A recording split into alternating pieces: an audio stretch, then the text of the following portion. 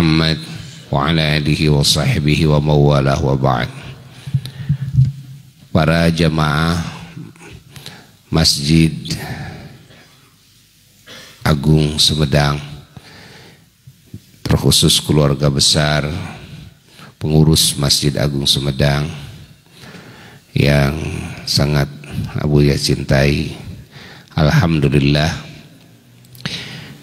di waktu fajar yang penuh berkah ini kita semua bisa bersilaturahmi, berjamaah bersama-sama dalam kumpulan yang sangat agung. Ditambah lagi dengan kehadirannya seorang alim, seorang ulama besar dari Tarim, dari Yaman. Beliau adalah kakak iparnya Al-Habib Umar bin Hafidh dan adik iparnya Al-Habib Zain bin Ibrahim bin Semit. Ayah beliau adalah Al-Habib Muhammad Al-Haddar, gurunya para ulama di Yaman. Beliau yang meneruskan di situ namanya Rubat Al-Haddar fil ulumi syar'iyyah. Sekarang ada di tengah-tengah kita. Alhamdulillah, tidak diduga bahwa kita bisa bermuwajahah dengan beliau.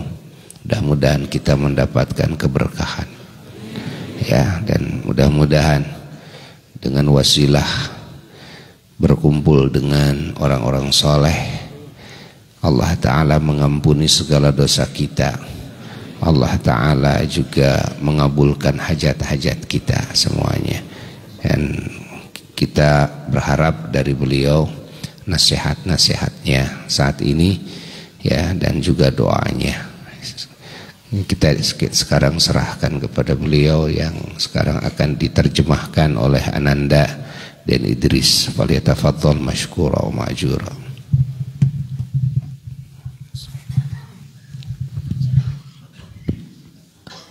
Assalamualaikum warahmatullahi wabarakatuh. Bismillahirrahmanirrahim. Alhamdulillahi rabbil alamin. Allahumma salli wa sallim bi jami' as-salawati kulliha adada ma fi ilmillah ala sayyidina Muhammadin wa alihi wa walah fi kulli lahzatin abada bi kulli lisan li ahli al-ma'rifati billah. Allahumma salli ala sayyidina Muhammadin al-fatih lima ughliq والخاتم لما سبق ناصر الحق بالحق والهادي إلى صراطك المستقيم وعلى آله وصحبه حق قدره ومقداره العظيم.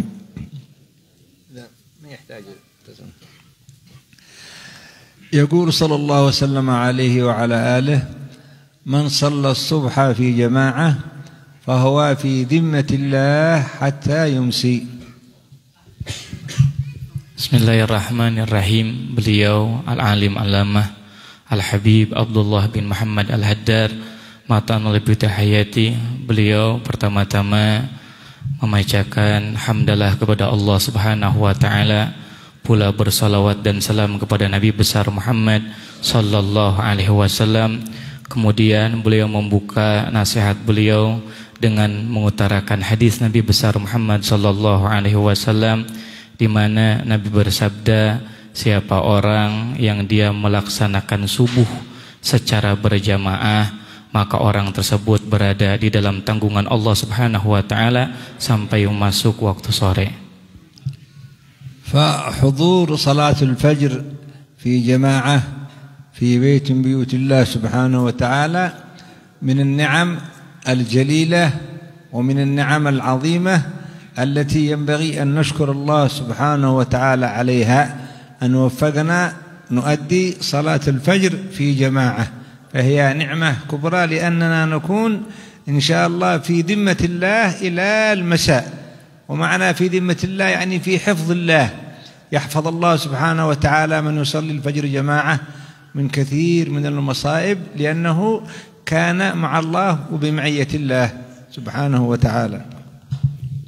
Kemudian kita bersyukur kepada Allah Subhanahu wa taala bahwa ini merupakan nikmat yang luar biasa dari Allah Subhanahu wa taala.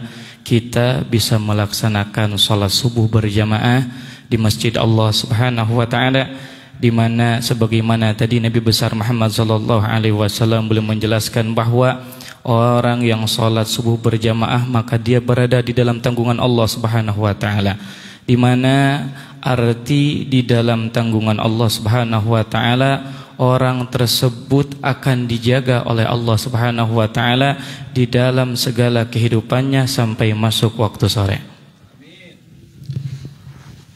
فصلاة الفجر بالذات وصلاة العشاء قالوا هي من علامات قوة الإيمان، من علامات أن الإيمان في مكانة طيبة، وأن الإيمان في القلب إن شاء الله بدرجة عالية، المحافظة على صلاة الفجر وعلى صلاة العشاء في جماعة، يدل على أن من يستمر عليهما أنه إن شاء الله على درجة عالية من الإيمان بالله سبحانه وتعالى. Kemudian ini melaksanakan salat fajar dan isya secara berjamaah, ini merupakan pertanda kuatnya keimanan seseorang, di mana ketika seseorang bisa melaksanakan subuh dan bisa melaksanakan salat isya berjamaah, dia terus berada di dalam tanggungan Allah Subhanahu wa taala. والصلاة كما نعلم جميعا هي الصلة بين العبد وبين الخالق سبحانه وتعالى، الصلة التي تربطنا بالله وتربط المسلمين والمؤمنين بالله سبحانه وتعالى هي الصلوات الخمس وما يتبعها من نوافل، ولكن الصلوات الخمس هي بالذات علامة الإيمان وعلامة أن من يؤديها متصل بالله، وهي الفرق في هذه الدنيا، الفرق بين المسلم وغير المسلم الصلاة. يقول عليه الصلاة والسلام العهد الذي بيننا وبينهم الصلاة، يعني العلامة الفاصلة بين المؤمن وغير المؤمن المحافظة على الصلاة في أوقاتها وخصوصا صلاة الفجر. Kemudian ini salat merupakan media seorang hamba menyambungkan dirinya kepada Allah Subhanahu wa taala, di mana salat ini mendekatkan kita kepada Allah Subhanahu wa taala. Oleh karena itu kita harus betul-betul menjaga salat 5 waktu di dalam keseharian kita, di mana salat ini merupakan pertanda imannya kita, percayanya kita kepada Allah Subhanahu wa taala, dan ini menjadi pertanda bahwa kita memiliki hubungan dengan Tuhan kita Allah Subhanahu wa taala. Kemudian ini salat pula menjadi sesuatu yang membedakan di antara orang yang beriman kepada Allah dan orang yang tidak beriman kepada Allah. Oleh karena itu kalau seandainya kita betul-betul beriman kepada Allah Subhanahu wa taala, tentunya kita bisa menjaga salat kita, terkhususnya salat isya dan salat subuh. فالمحافظة على الصلاة فيها فوائد كثيرة في دين المسلم وفي دنياه أيضا، حتى في أمور دنياه تتيسر لك كثير من الأمور ببركة الصلاة والمحافظة عليها. قال سبحانه وتعالى وأمر أهلك بالصلاة واصطبر عليها لا نسألك رزقا نحن نرزقك والعاقبة للتقوى. المفسرون يقولوا في هذه الآية أن الصلاة في جماعة من أسباب تحصيل الرزق، من سبب قوي لأن يرزقك الله سبحانه وتعالى، كأن أفضل وأكثر ممن هو في سبب دنيوي، في وظيفة، في دكان، في شيء يحصل رزق. هذا المحافظة على الصلاة يتيسر رزقه من الله سبحانه وتعالى. وأمر أهلك بالصلاة واصطبر عليها لا نسألك رزقا نحن نرزقك. فمن فوائدها تسهيل الحياة، تكون حياة سهلة. ومن فوائدها الأخلاق تصلح وتتهذب النفس. قال الله تعالى إن الصلاة تنهى عن الفحشاء والمنكر، فالذي يصلي ويحافظ على الصلاة تكون أخلاقه طيبة وتكون معاملته حسنة مع غيره في بيته، مع أهله، مع جيرانه، وهكذا. فالصلاة فيها فوائد دينية وفوائد دنيوية لمن حافظ عليها.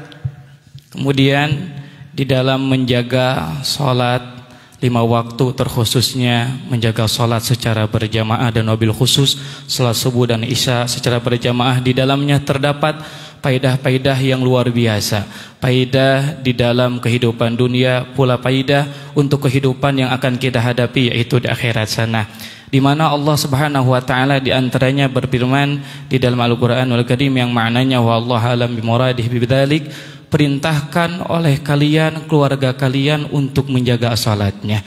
Kemudian belajarlah sabar untuk menunaikan salat. Kata Allah, kita tidak menuntut kalian tentang rezeki kalian, kami yang akan menanggungnya.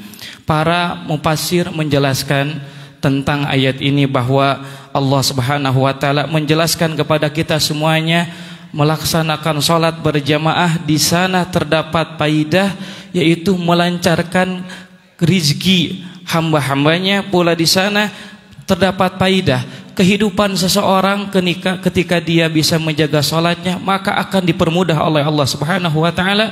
Berikut akan Allah didik akhlaknya, yang mana sebagaimana Allah Subhanahu wa taala berfirman di dalam ayat yang lainnya bahwa ketika seseorang bisa menjaga salatnya, maka salatnya ini bisa menjaga dirinya, menjauhkan dirinya daripada perbuatan kemungkaran, kemudian mendorong dirinya untuk melakukan kebaikan.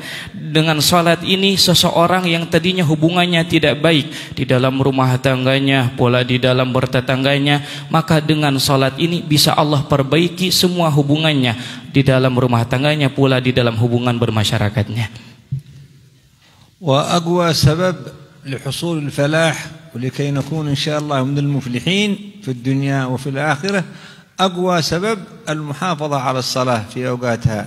قال سبحانه وتعالى قد أفلح المؤمنون الذين هم في صلاتهم خاشعون. فبدأ بذكر الصلاة أنها من أقوى أسباب الفلاح، ومعنى الفلاح أي السعادة، ومعناها الفوز في الدنيا وفي الآخرة.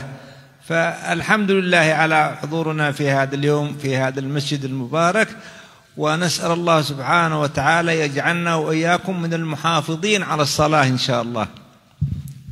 Kemudian ini salat adalah salah satu sebab pula seseorang akan mendapatkan keberuntungan di dunia pula di akhiratnya, sebagaimana Allah Subhanahu wa taala berfirman di dalam Al-Qur'an yang mana maknanya sungguh beruntung orang-orang yang mana beriman. Siapa? Merekalah orang-orang yang mereka khusyuk di dalam salatnya. Maka melalui ayat tersebut Allah Subhanahu wa taala menjelaskan tentang betapa beruntungnya orang-orang yang bisa menjaga salatnya. Dan perlu kita ketahui bahwa arti kata-kata beruntung itu apa sih? Kata beruntung itu adalah diantaranya kebahagiaan. Orang akan dibahagiakan di dunianya pula di akhiratnya. Pula akan Allah jadikan dia orang yang beruntung di dalam kehidupan dunia pula di dalam kehidupan akhirat. Maka kita meminta kepada Allah Subhanahu wa taala semoga kita dijadikan oleh Allah menjadi orang-orang yang bisa menjaga salatnya. Wa tark as-salah nasallallahu as-salam wal afiyah min aqwa asbab al-halak fi ad-dunya wal akhirah. ترك الصلاة وتضييعها والعياذ بالله. فحينما يدخل أهل النار أعاذنا الله وإياكم من النار، قالوا ما سلككم في سقر؟ لماذا أنتم في النار؟ ليه دخلتوا النار؟ إيش السبب؟ قالوا لم نكن من المصلين. أول سبب يذكروه عدم الصلاة. قالوا حتى والعياذ بالله الذين كفار في الدنيا لكن يذكروا أنهم ما كانوا يصلوا. قالوا لم نكن من المصلين، ثم ذكروا بعض الأسباب ولم نكن نطعم المسكين وكنا نخوض مع الخير، إلا أنهم بدأوا بقطع الصلاة. عرفوا أنها سبب الهلاك في الدنيا وفي الآخرة ترك الصلاة. ما سلككم في سقر؟ قالوا لم نكن من المصلين والعياذ بالله. دل على أن المصلي بالعكس ما يكون في سقر ولا يكون في النار إن شاء الله. Kemudian beliau menjelaskan bahwa kebalikannya, ketika seseorang dia berani meninggalkan sholatnya, maka perlu diketahui bahwa ini merupakan sebab kehancurannya, baik kehancuran di dunianya pula kehancuran di akhiratnya.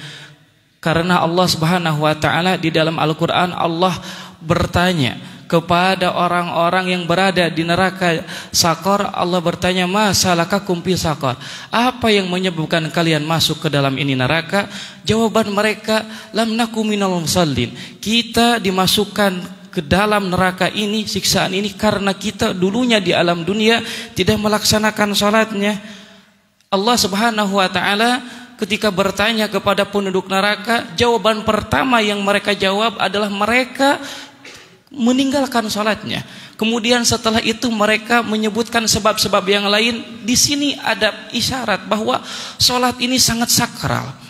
Tidak boleh kita sampai berani meninggalkan salat ini.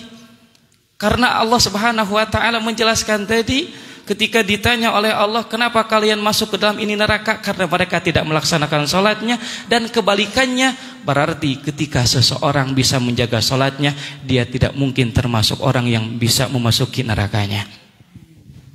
والصلاة تدعو لصاحبها الذي يحافظ عليها، تدعو له، والعياذ بالله من يقصر فيها تدعو عليه.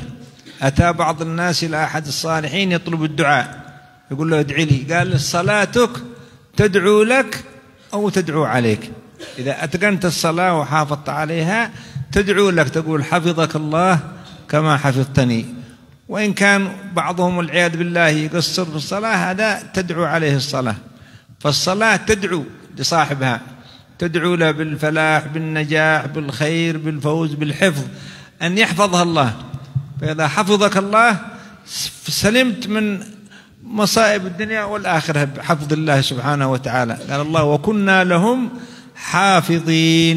من هم؟ الذي يحافظوا على الصلاة، تقول له الصلاة حفظك الله كما حفظتني. فإذا حفظ الله الإنسان سبحان الله نال الخير كله، لأن يكون في حفظ الله ويكون في كنف الله وفي أمن الله وأمانه.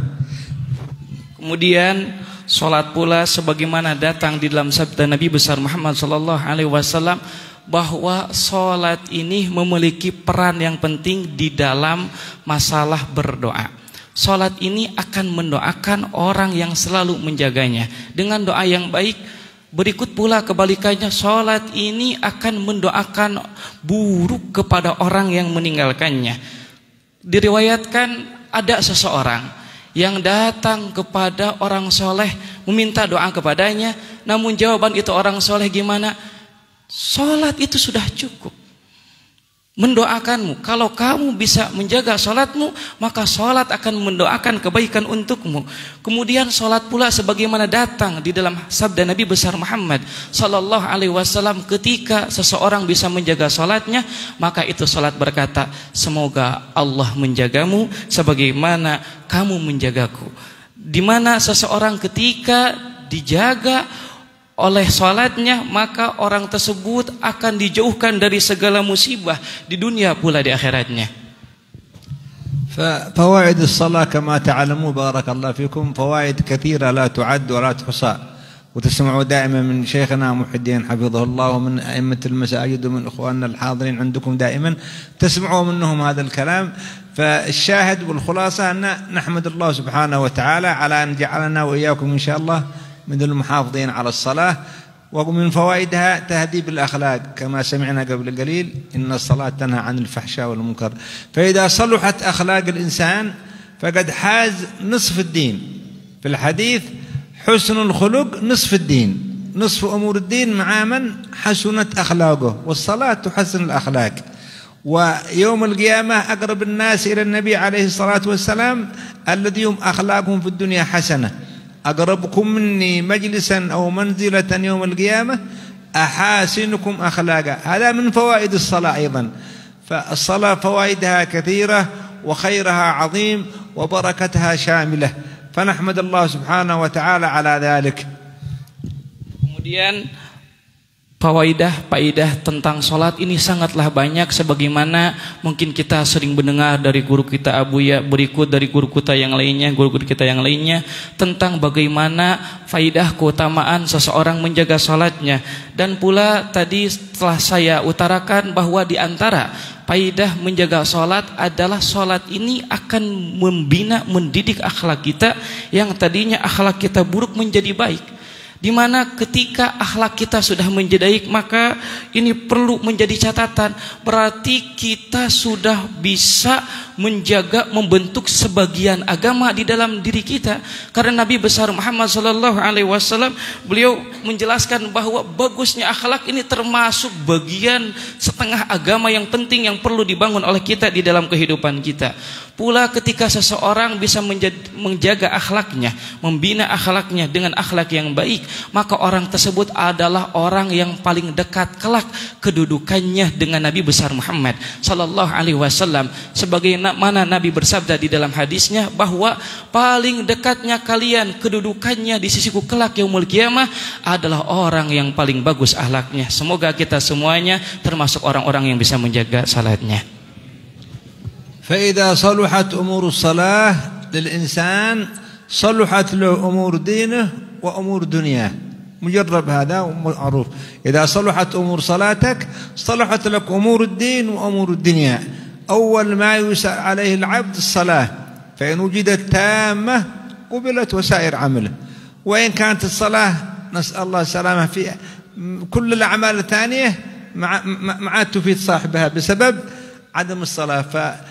فوائد الصلاة أكثر من أن تحصى، وبركتها أعظم من أن يدركها الإنسان. نحمد الله سبحانه وتعالى على توفيقه للصلاة لنا إن شاء الله، فلأنها أهم شعيرة في الدين وأهم أعمال العبادة في حياة الإنسان هي الصلاة. بعدها يأتي تبع الصيام والقراءة والصدقة والحج وكل الأمور الأخرى تبع للصلاة، فأعظم شعيرة هي الصلاة. وإذا رأيتم الرجل يعتاد المسجد ويعتاد المساجد فاشهدوا له بالإيمان، وهذا من فوائد الصلاة لأننا نؤديها في المساجد. فعلامة قوة الإيمان التردد إلى بيت الله سبحانه وتعالى لأداء الصلاة. ثم الجلوس في المسجد نكون فيه في ضيافة الله سبحانه وتعالى، لأن المسجد بيت لله وأن المساجد لله، فنحن في ضيافة الحق سبحانه وتعالى حينما نكون في المسجد نعتكف نصلي نقرأ، وهذا من بركات الصلاة.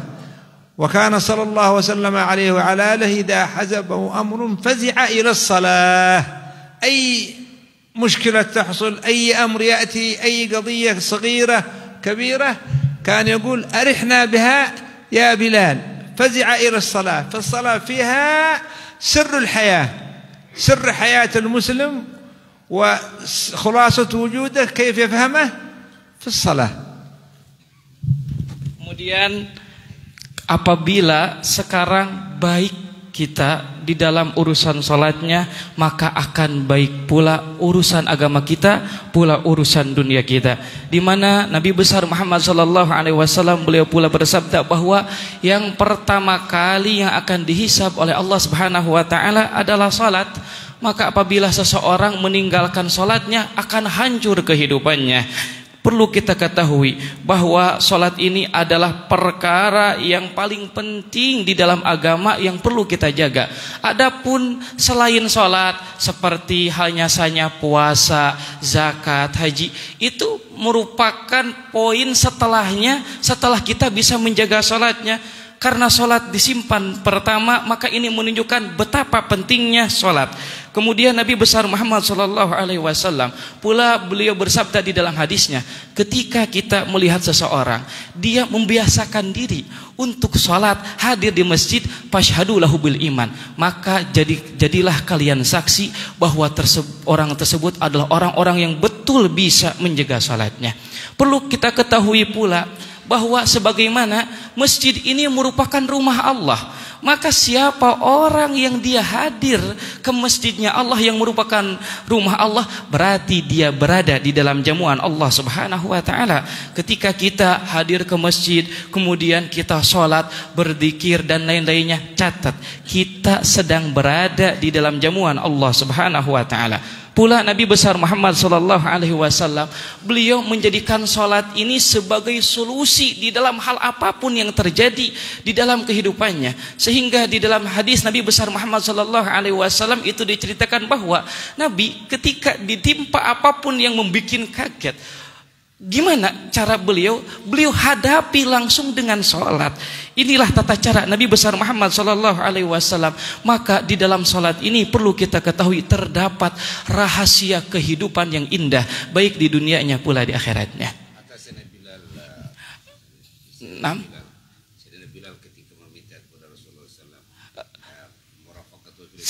Berikut pula Sayyidina Bilal ketika meminta kepada Nabi besar Muhammad sallallahu alaihi wasallam, "Ya Rasulullah, saya pengen terus menemani engkau sampai surga." Gimana kata Nabi? "Maka bantulah aku dengan melaksanakan salatnya."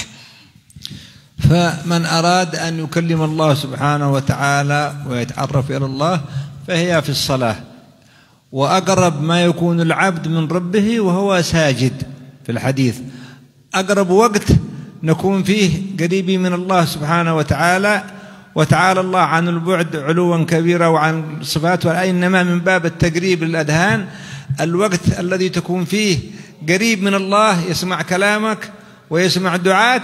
قالوا وأنت ساجد، أقرب ما يكون العبد من ربه وهو ساجد. في السجود يسمع الله لك الدعاء، ويسمع الله منك المناجاة، ويسمع الله منك ما تبته عليه من أمور. الخلاصة يا إخواني بارك الله فيكم أن المحافظة على الصلاة هي سر حياتنا وسر وجودنا في هذه الدنيا كمسلمين مؤمنين، هذا هو في الصلاة. فنحمد الله على توفيقه، ونحمد الله سبحانه وتعالى على تيسيره. والصحابي الذي سأل من النبي عليه الصلاة والسلام مرافقته في الجنة سأله قال أعني عليها بكثرة السجود، يعني أعني على دخول الجنة وأعني على ما تريد. بماذا؟ قال بكثرة السجود، يعني دائما تصلي تحافظ على الفروض ثم تكثر من النوافل، لأن السجود فيه سر، والسجود سبحان الله فيه تصفية للقلوب وتصفية للعقول من كدورات الحياة ومن لغب الدنيا ولغطها وما يحصل فيها من إشكال ومن مخالطة في الصلاة. أرحنا بها يا بلال، تدخل الصلاة ترتاح من الدنيا ومن هم الدنيا ومن نكد الدنيا ومن مشاكل الدنيا، ترتاح منها في الصلاة. فلهذا الصلاة أساس النجاح، والصلاة أساس الفلاح، والصلاة أساس السعادة في الدنيا وفي الآخرة. ومن هنا أتت الصلاة في كل الظروف التي تحصل الإنسان. صلاة لك حاجة قالوا صل صلاة الحاجة، أمر محتار فيه صل صلاة الاستخارة، استغفر الله. حصل كسوف صل صلاة الكسوف، حصل خسوف صل صلاة الخسوف. الدنيا أجدبت تأخر المطر صل صلاة الاستسقاء. وهكذا كلها صلاة في صلاة، لأنها اتصال بخالق الكون. الكون هذا والدنيا والمجرات التي في الكون كلها الله سبحانه وتعالى خالقها ومدبرها ومالكها ويتصرف فيها كيفما شاء. الاتصال به يكون في الصلاة، أقرب ما يكون العبد من ربه وهو ساجد. ففوائد الصلاة كثيرة، فوائدها كبيرة وعوائدها عظيمة في الدنيا وفي الآخرة، في دنيا المصلي وفي آخرته. فنسأل الله سبحانه وتعالى يجعلنا وإياكم من أهل الصلاة إن شاء الله، ويجعل أثر الصلاة ظاهر في عقولنا وفي قلوبنا وفي أرواحنا وفي قوالبنا وفي أبداننا وفي بيوتنا وفي أولادنا وفي نسائنا وفي أحوالنا كلها، يجعلها إن شاء الله ظاهر في هذا كله. يجعل إن شاء الله خير الصلاة وبركتها إن شاء الله ملازم لنا، لا يفارقنا إن شاء الله بجود الله وفضله وكرمه. Kemudian apabila seseorang dia ingin mengenalkan diri kepada Tuhannya yaitu Allah Subhanahu wa taala, maka salatlah caranya. Kenapa? Karena Nabi besar Muhammad sallallahu alaihi wasallam beliau bersabda di dalam hadisnya, aqrabu ma yakunul 'abdu min rabbih wa huwa sajid, bahwa paling dekatnya situasi dan kondisi seorang hamba dengan Tuhannya yaitu ketika hambanya berada di dalam posisi sujud kepada Tuhannya, yaitu dalam posisi salat, di mana salat ketika seseorang melaksanakan salatnya berarti kondisinya dekat dengan Allah Subhanahu wa taala. Kalau dekat dengan Allah, maka otomatis Allah mendengar doanya, Allah mendengar tadarru'nya, Allah mendengar semua curhatannya, Allah dengar semua permasalahannya. Maka sholat ini di dalamnya terdapat kebaikan-kebaikan yang banyak. Intinya kata beliau, sholat ini wahai saudara-saudaraku, menjaga sholat ini terdapat di dalamnya rahasia kehidupan yang baik. Baik kehidupan di dunianya pula kehidupan di dalam akhiratnya. Sebagaimana pula tadi seorang sahabat itu Sayyidina Bilal meminta kepada Nabi besar Muhammad sallallahu alaihi wasallam agar ingin menemani Nabi sampai surga. Di surga artinya pengen bahagia di dunia pula di akhirat kelak. Gimana caranya? Dari Nabi, kata Nabi, perbanyaklah sujud, bantulah aku dengan memperbanyak sujud. Artinya dengan kamu memperbanyak sujud maka kamu bisa terus bersamaku sampai surga Allah Subhanahu wa taala. Kemudian di dalam sujud ini perlu kita ketahui pula terdapat sesuatu yang bisa menjernihkan hati kita. Yang tadinya hati kita keruh kotor, kemudian menjernihkan pula akal kita, menjernihkan pula sekarang kehidupan kita. Maka belajarlah kita orang yang bisa merasakan kegembiraan di dalam salatnya, di mana ini menyebabkan pula menghadirkan kegembiraan di dalam kehidupan dunianya pula kehidupan akhiratnya. Salat ini merupakan pondasi keberuntungan seorang. Salat ini merupakan pondasi kemuliaan seseorang baik di dunianya pula di akhiratnya. Makanya di dalam agama kita diajarkan salat ini sebagaimana tadi adalah media kita. Kalau kita ingin berjumpa dengan Allah, kita ingin melaporkan apapun kepada Allah, kalau ada masalah kepada Allah, maka sholatlah solusinya. Di dalam agama kita diajarkan kalau kita punya kebutuhan, sholatlah. Ada yang namanya sholat hajat. Ketika kita penuh dengan dosa, kita ingin bersih dari dosanya, sholatlah pula solusinya. Yang namanya sholat istighfar, sholat taubat. Kemudian pula ketika terjadi gerhana, maka sholat lagi solusinya. Kemudian pula ketika seseorang dia tidak mendapatkan air hujan, air tidak turun dari langit, tidak keluar dari bumi, pula sholat adalah solusinya. Sholat ini adalah cara seseorang menyambungkan dirinya dengan Tuhannya, yaitu Allah Subhanahu wa ta'ala.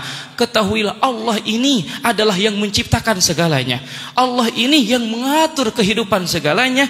Maka kalau seandainya seseorang butuh apapun atau terjadi apapun di dalam kehidupannya, maka salatlah adalah medianya dan salatlah adalah solusinya. Ketahuilah wahai saudara-saudaraku bahwa di dalam salat ini terdapat faedah-faedah yang besar sekali, faedah-faedah yang banyak, baik faedah di dalam urusan dunianya pula kelak di dalam urusan akhiratnya. Maka minta kita kepada Allah Subhanahu wa taala, semoga kita, keluarga kita, siapapun yang berkaitan dengan kita menjadi orang-orang yang bisa menjaga salatnya, dan pula kita mendapatkan keberkahan.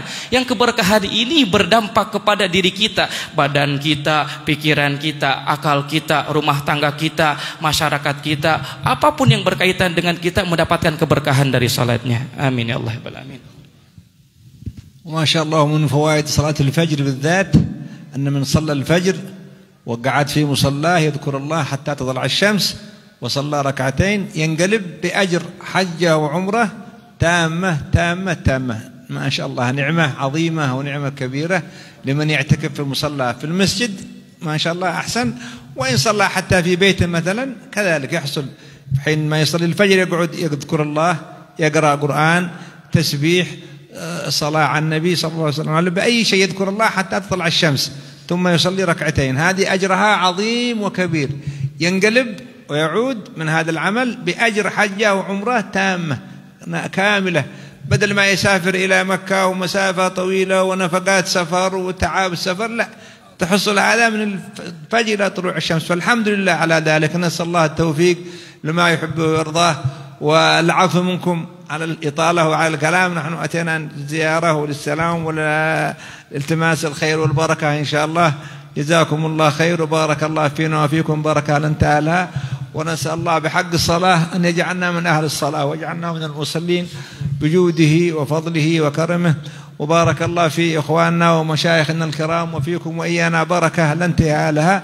وصلى الله على سيدنا محمد وعلى آله وصحبه وسلم تسليما كثيرا كبيرا والعفو منكم. Kemudian beliau pula mengutarakan sabda Nabi besar Muhammad sallallahu alaihi wasallam tentang keutamaan siapa orang yang melaksanakan sholat subuh, kemudian dia duduk terus berzikir kepada Allah sampai terbit matahari, maka keutamaannya seperti dia melaksanakan umroh secara sempurna.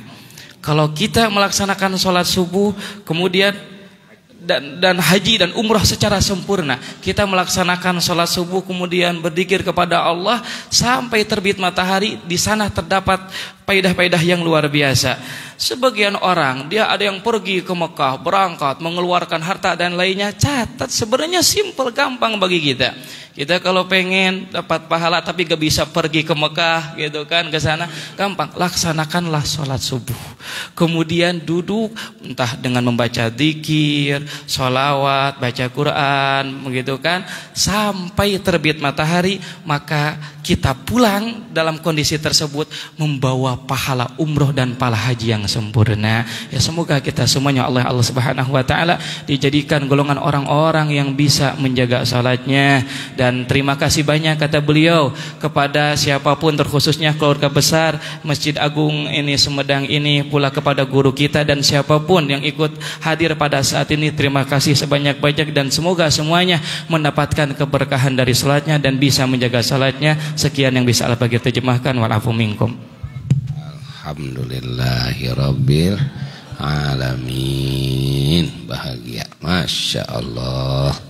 Mudah-mudahan Allah Subhanahu wa ta'ala menjadikan kita dan keluarga kita, keturunan kita semuanya, masyarakat kita, ya, pemerintah kita, semuanya menjadi ahlus salat, orang-orang yang menjaga salat, baik fardunya maupun sunnahnya, sehingga segala kebaikan dunia, keberkahan dunia dan akhirat bisa diraih oleh semuanya.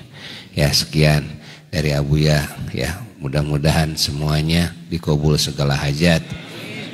Ya, semuanya akan melaksanakan kewajibannya masing-masing yang lainnya. Silahkan, sukses bagi semuanya. Panjang teuing. Sekapnya. Wassalamualaikum warahmatullahi wabarakatuh.